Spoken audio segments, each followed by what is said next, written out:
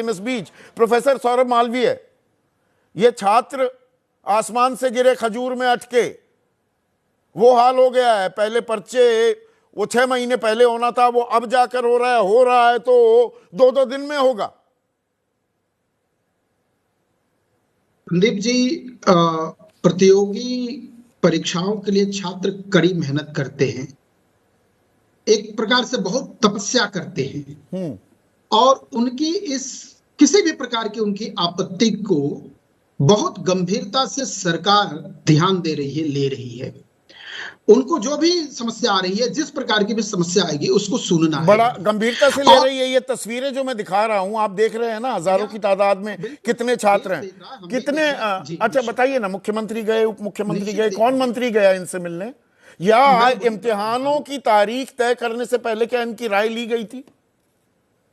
ऐसा नहीं होता है संदीप जी। अब मुझे थोड़ा सा इस बात को क्लियर कर दें, आपको बता दें। एक तो ये प्रश्न आपका है, उसका यही उत्तर है कि किसी भी समस्या का समाधान संवाद है और संवाद की प्रक्रिया प्रारंभ है। आयोग के अधिकारियों ने बात की है, आयोग द्वारा बात की जा रही है, सरकार गंभीर है, उस काम को करेगी। लेकिन एक दर्शकों को आपके द्वारा यह बात पहुंचा दी जाए, प्रतियोगी छात्रों के लिए सबसे पहले तो मैं यही कहूंगा कि वो हमारे भविष्य हैं, देश के भविष्य हैं और उत्तर प्रदेश के भविष्य हैं। उन पर हमें गर्व है और उनके द्वारा ही देश, समाज और प्रदेश उत्तम बनेगा, अच्छा बनेगा, अच्छा चलेगा। इसलिए उनकी सभी प्रकार की चिंता करना हमारा कर्तव्य है। लेकिन एक बात और महत्वपूर्ण है, वह यह है कि परीक्षा प्रक्रिया में स्केलिंग एक पद्धति होती है और वह उस पद्धति का जब चयन करते हैं तो विषय विशेषज्ञों के द्वारा किया जाता है। और विषय विशेषज्ञ जब करते हैं तो सवालों की पुनरावृत्ति नहीं होती है। आप अपने प्रारंभिक अपनी जिम्मेदारी से पल्ला झाड़ रही है क्या सरकार? नहीं, आप खुद प्रोफेसर हैं। सौरभ भाई सुनिए ना, देखिए कई बार राजनीति से ऊपर भी उठना चाहिए। 70 से ज्यादा परीक्षाएं लीक हुई हैं 2017 से 24 के बीच उत्तर प्रदेश में। गलत जानकारी तो नहीं दे रहा हूं। 1.5 करोड़ परीक्षार्थियों पर असर पड़ा।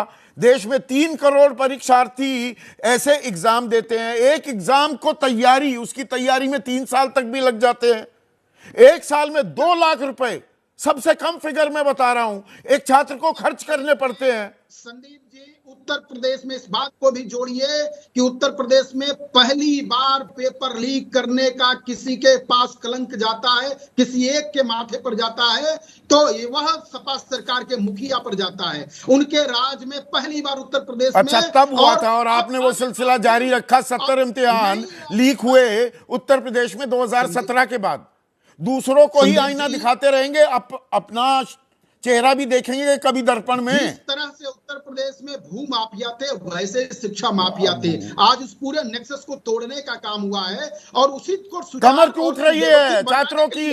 उस नहीं, छात्रों के हित में हम बात कर रहे हैं। छात्र हमारे भविष्य हैं, हमें गर्व है उनके ऊपर। वो हमारे इस देश और उत्तर प्रदेश के भविष्य हैं और उनकी सभी प्रकार की चिंता करना, उनके लिए पारदर्शी व्यवहार हो, उनके लिए सुचिता का ये नॉर्मलाइजेशन, इसलिए इसके ये नॉर्मलाइजेशन जो है, आपको लगता है ये बिल्कुल ठीक है?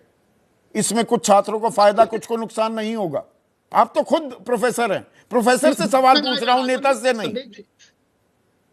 संदीप जी, मैं एक जिम्मेदार व्यक्ति हूं, एक शिक्षक हूं, प्राध्यापक हूं, इसलिए मैं इस सवाल का उत्तर दे रहा हूं। मैं भी प्रतियोगी छात्र हूं, इसलिए मैं बराबर छात्र हूं, हर दिन के छात्र हूं, इसलिए मैं इस बात को रख रहा हूं। वास्तव में क्या होता है संदीप जी कि विषय विशेषज्ञ जब पेपर चयन करते हैं, बनाते हैं, तो स्केलिंग पद्धति का उपयोग किया जाता है। उसमें किसी भी सवाल को, किसी भी तरह के सवाल होंगे, ना कम होता है ना ज्यादा होता है, उसका एक मानक होता है। उस मानक के आधार पर, अच्छा दूसरी बात यह है कि जिस तरह से उत्तर प्रदेश में पिछली सरकारों ने नकल को घर बैठे जाति पे क्षेत्र और एक ही वर्ग के लोगों को 9 करोड़ 63 लाख वोटर एक दिन वोट डालेंगे 288 सीटों पर महाराष्ट्र की। 17 लाख छात्र, और ये तो अलग अलग हैं। 11 लाख आरओ, एआरओ और 6 लाख पीसीएस के लिए। 6 लाख पीसीएस के लिए वो एक दिन एक एग्जाम, एक दिन एक सेशन में इम्तिहान नहीं दे सकते। थोड़ा सा ये समझाइए मुझे। यह भी होगा आने वाले दिनों में। अच्छा, आने वाले दिनों, लेकिन जो दुर्व्यवस्था थी उसको सुचारू रूप से पारदर्शी और स्वस्थ और निरोग पारदर्शी परीक्षा कराने के लिए